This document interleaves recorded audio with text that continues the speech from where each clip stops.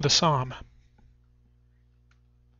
The British chose 22 miles of front line along the Somme River Valley as the place from which their offensive would be launched. 158 British battalions were slated to take part in the initial attack. 88 of these were Kitchener's volunteers, and this was to be their first taste of combat. 43 battalions were of the old professional army, and 27 were territorial battalions. All in all, 158,000 men were scheduled to begin the offensive on July 1, 1916. Joining in the attack were 8 divisions of French soldiers.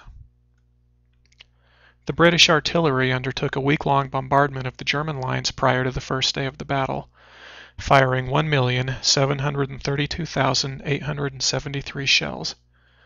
The intent behind this was to destroy the German defenses, especially the barbed wire, so there would be no resistance when the men crossed no man's land.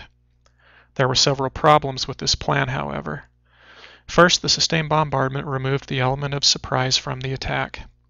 Second, German bunkers had been constructed to withstand artillery, some of them 30 to 40 feet underground.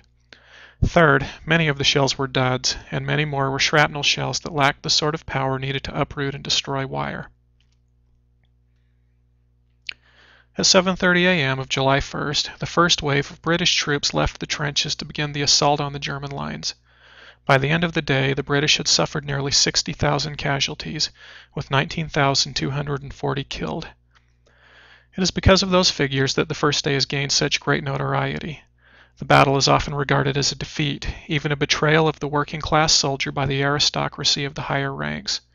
This view generally stems from the following notions. Wave after wave of British troops went over the top and walked into a hail of bullets, driven forward by their commanders and their sense of duty. The generals sat out the battle in a chateau 50 miles behind the lines and were careless with the lives of their soldiers. All of the casualties were from the recently recruited, untested PALS battalions. We'll examine each of these in the next video.